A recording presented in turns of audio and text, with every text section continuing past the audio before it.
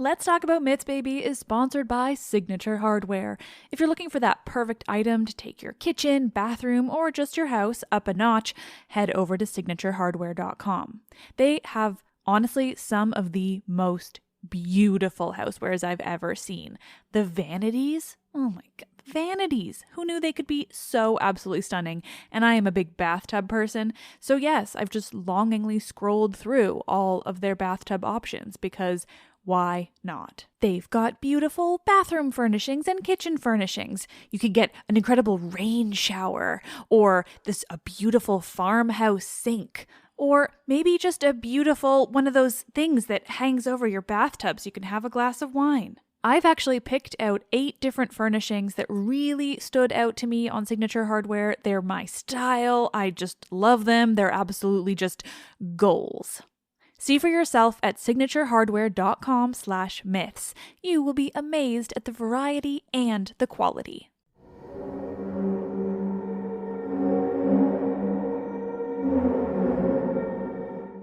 Hello, nerds, and welcome to this year's Halloween special episode of Let's Talk About Myths, Baby.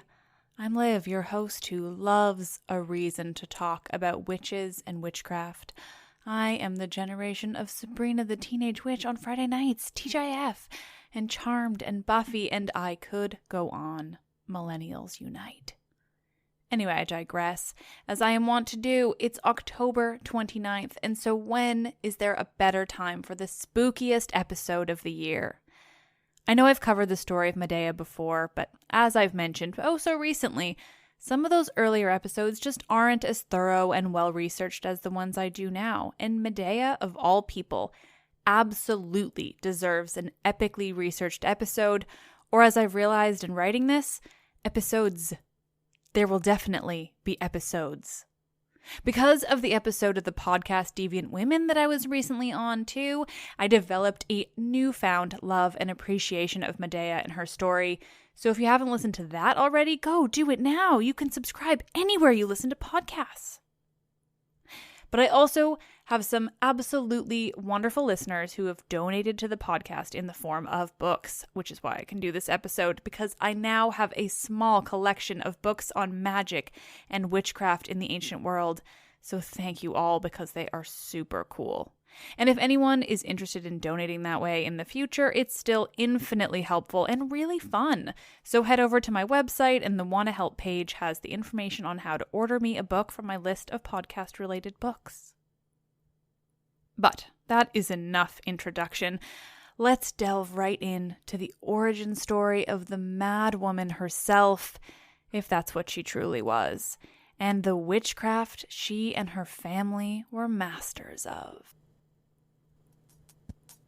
This is the spooky Halloween special, Magic and Mayhem, the origin of Medea and the witchcraft of ancient Greece. One can't tell a thorough story of Medea without touching on what makes her unique. She is not just an angry, vengeful woman, and she does not have the powers of a goddess, but she does have powers. Medea is a witch from a family of witches. So let's start by talking about that family. Magic in ancient Greece and in their mythology can vary. Later in the ancient world, they started using the word magia, which is where the English word magic eventually comes from. But long before the Greeks had the word magia, or probably magia as I think about it anyway, they had other concepts that, in terms of how they saw things then, were considered to be forms of magic. Namely, what they called pharmaca. This is the magic of Circe and of Medea.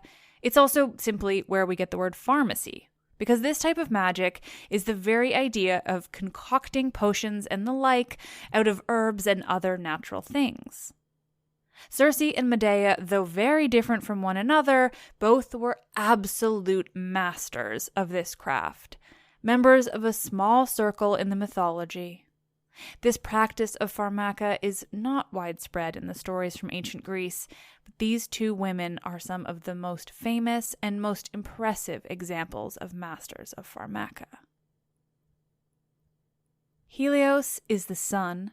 He's a titan, really, but he is known as the sun itself.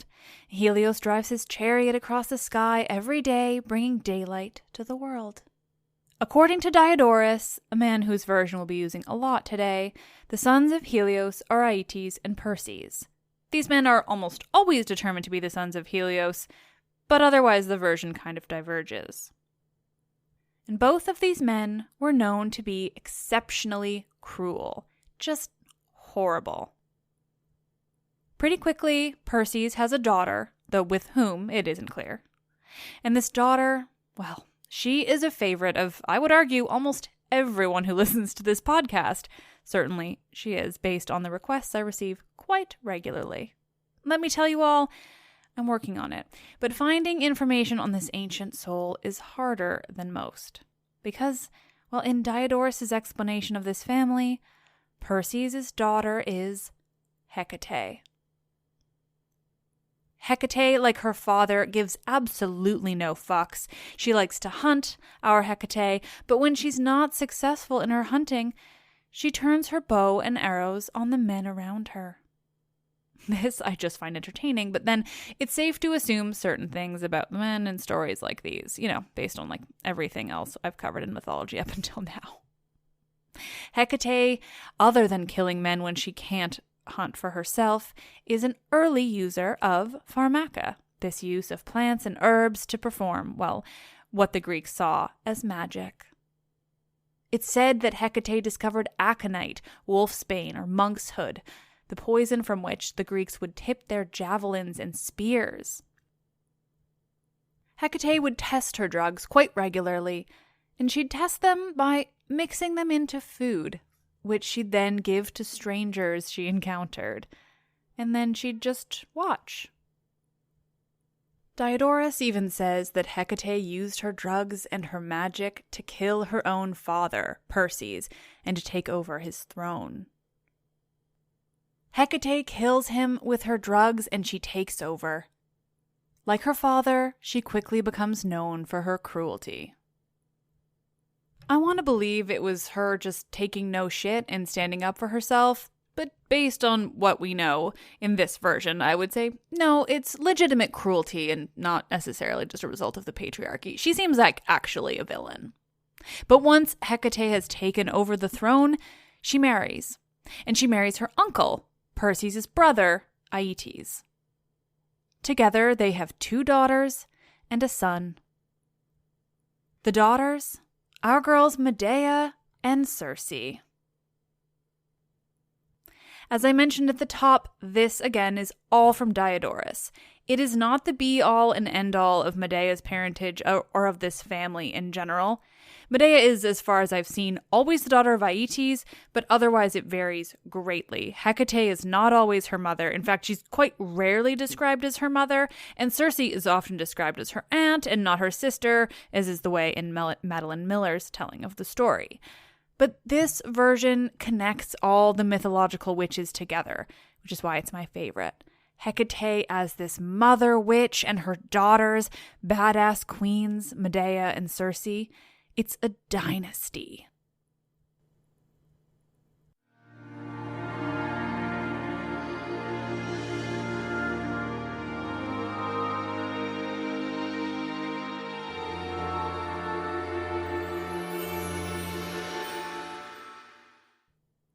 Before we get to the start of our story, though, I want to tell you of another version of Circe's story that I discovered while researching our girl Medea. You see, according, again, to Diodorus, Circe is the one who really mastered this art of making potions of pharmaca. She learned what she could from her mother, but learned even more on her own, through her own research and trial and error.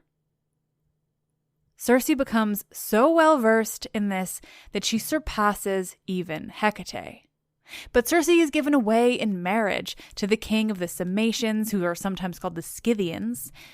She kills him. There's no mincing words there, no mention of any sort of life together before she kills him with these drugs that she's become so skilled in. Circe kills her husband and takes over his throne. But we're told, she is so cruel to her people once she's become their leader that she's thrown out of her own palace as queen and she flees to an island off in the ocean, what we know of as her island, Aiaia. This version of the story of this witchy family is interesting. It seems to make Medea into the good one, the nice one, amongst a cruel mother and a sister, both of whom killed men to take over their thrones. I respect a strong, badass woman, but I do believe it's best achieved without murder, you know? And again, this isn't the most common version of the story, but it is the most appropriate for a Halloween special. A mother who kills her father to take over his throne, who has a daughter who kills her husband for the same reason. Both women skilled in magic, witches, sorceresses, testing it on unsuspecting strangers. It's rare in Greek mythology, even rarer when you consider these women are not high up in the godly order. Medea herself is rarely even considered a goddess.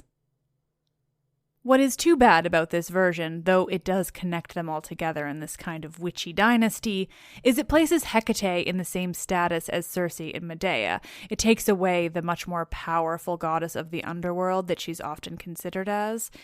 It's an interesting dynamic, though, to look at this family as a full family line of witches. I feel like I'm repeating myself. I love that they're related in this version, even if their personalities are very different and it's not the most well-known version of the story. The fact that it's these three women, this genealogical line of the baddest, most incredibly cruel and wonderfully impressive women of witchy mythology. But again, enough about this witch dynasty, Liv. You're going on and on. Today's episode is really about our girl Medea. Our girl Medea, who is not one of the bad ones in this version.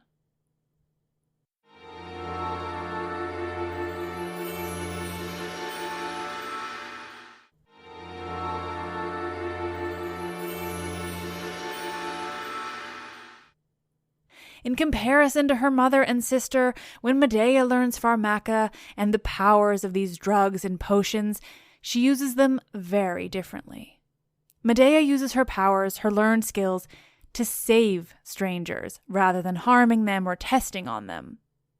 Early in her life, before Jason, Medea is good. She is strong-willed and badass. She has a good heart and the skills to succeed in anything she sets her mind to.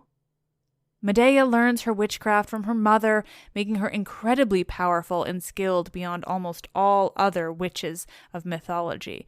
She is a force to be reckoned with, and in this version, a force for good. Before Jason. It's said that together, Hecate and Aeetes regularly killed or imprisoned strangers. Whether they had any reason for this, I can't quite tell, but they did it often. To the point where Medea becomes known for trying to save or free these strangers from the machinations of her parents. She's known to beg her father to release his prisoners or by releasing them herself in secret. Medea becomes known for her work in saving people against all odds, against the cruel Aeetes and equally cruel but far more magical Hecate. Medea becomes so well known for working against the plots of her parents that Aeetes begins to suspect that she's plotting against him, whether in the way she has been, rescuing his prisoners, or worse, plotting his overthrow, just as her mother did against Aeetes' own brother, Perses. But this isn't the case. Medea isn't plotting to overthrow her father. She doesn't want the throne. While smart, cunning, and skilled like her mother and sister, Medea isn't out for power. She simply wants to save innocent people from the maniacal ways of Aeetes and Hecate, from their prisons and executions. But regardless of her true intentions, Aeetes is threatened by his daughter, seriously threatened. As I said, he believes Medea is plotting against him to take him down. So he sets guards to watch his daughter, to keep an eye on every move she makes. Medea is a strong, smart woman, though, and she realizes immediately what's happening. The guards barely have any time to watch over Medea before she's escaped her father's watchful eye, fleeing to the land of her grandfather, Helios, by the sea. It's still in Colchis officially, where her father Aeetes is king, but far enough away that she isn't being watched. There, wandering along the shore in her grandfather's realm, Medea meets the person who will change everything for her, who, through his narcissism and manipulation, his own cruelty, will transform her from the powerful, badass good witch that she is, saving people from the violence of her own family, into the woman we know today. A woman known for her magic and for the way she uses her magic in deadly ways against anyone who crosses her. Fucking Jason.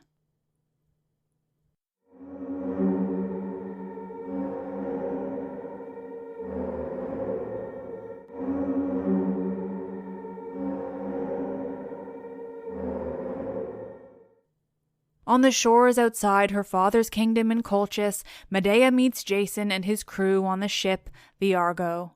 Aptly named, the Argonauts, his crew. Colchis, I should say, is also in modern-day Georgia. Medea, therefore, is a foreign princess. She's from the East, she isn't Greek, and as you all know by now, when you aren't Greek, you're considered a barbarian, a foreigner. Medea meets Jason, this Greek who's arrived on her shores, and is immediately sympathetic to him. She does, after all, have a fondness for strangers who are being persecuted. Jason arrives telling Medea that he needs the golden fleece, a possession of her father's. Medea, we know, doesn't think too highly of her father, and here is this man Jason. He's handsome and charming, and he needs the fleece in order to claim his rightful place on the throne of Iolcus. His story is one that would so easily appeal to a woman like Medea, who wants to help those who need it. And what does her father need with a golden fleece anyway? He's just greedy and cruel. Medea wants to help Jason. When she falls in love with him, or whether that's something that happened naturally or was influenced by the gods, it isn't clear, but it doesn't really matter though either. Medea's motivations can be understood without any kind of love magic going on. She is a good woman, a good witch, who wants to help this stranger who's arrived on her shores. Meanwhile, according to Apollodorus of Rhodes, who famously gave us the story Jason and the Argonauts, Jason has been told about a woman on Colchis, one who's been raised in witchcraft and has all the skills needed to help him succeed in gaining the golden fleece. He knows what he's looking for, a woman who's been taught by Hecate herself. Jason has been told that if he can persuade this woman to help him, he will not have to fear defeat in this contest. I think it's clear who has purer motives here, who is the hero of the story, and who is the villain. Spoilers. Jason is not the hero, no matter what the books tell you. So Medea does help Jason. Whether she needed to be persuaded isn't clear. She wants to be helpful, especially to strangers. I imagine all Jason needed to do was explain why he was there, and she would help. She does. She warns Jason and the Argonauts about her father and how he is likely to handle Jason's request for the golden fleece. She promises to help them, to do whatever she can to help Jason achieve his goal. Jason, meanwhile, in return for Medea's help, swears an oath to her. Jason swears that he will marry her and keep her as his partner for the rest of his life.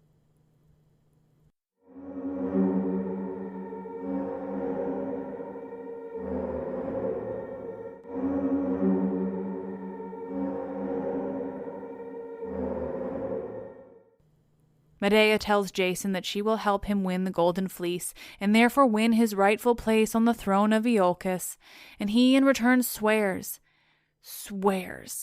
that he will marry her and keep her as his partner for the rest of his life.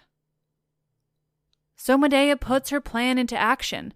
At night, she brings Jason and a group of the Argonauts to the royal palace of Colchis. A small group remains on the ship to watch over. Medea brings them to the palace and speaks to the guards in her own language, one that's foreign to the Greeks that she has with her. And of course, the guards open the gate for her.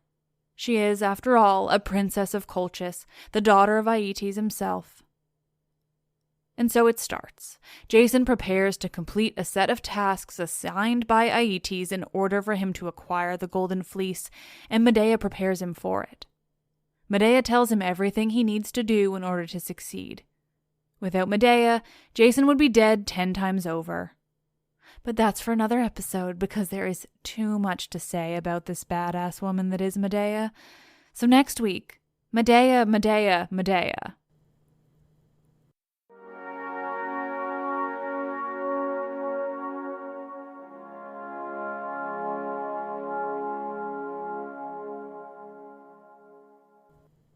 Oh, nerds, thank you all for listening. As I made pretty clear in this episode, this is now just part 1 of who knows how many when it comes to fully telling Medea's story, both before and after Jason. She deserves so much more examination than I was able to give her in those early episodes. Now I have a much more epic library of sources to refer to, a better understanding of the mythology and of her, though I do still need to find a copy of Ovid's Heroides, because she's in there too. Today's episode needed to be closer to a mini simply because of time constraints, but next week we'll dive a little deeper into Medea's story, because what a badass. For you patrons, the Halloween special will be up, on Halloween. You can look forward to a haunted house and even a werewolf. The ancients had it all. As usual, please rate and review and subscribe on iTunes or subscribe wherever you listen to podcasts. And tell your friends who are nerds, because bringing nerds together is really a life goal of mine. So thank you all. You're all so wonderful. Happy fucking Halloween, you guys. And please, if you're dressing up as anything vaguely mythological, send me pictures. Instagram, Twitter, wherever. I'm at MythsBaby. Follow me. Or shoot me an email, mythsbaby@gmail.com. I love these costumes. I'm Liv, and I love witches and ghosts and goblins and this shit.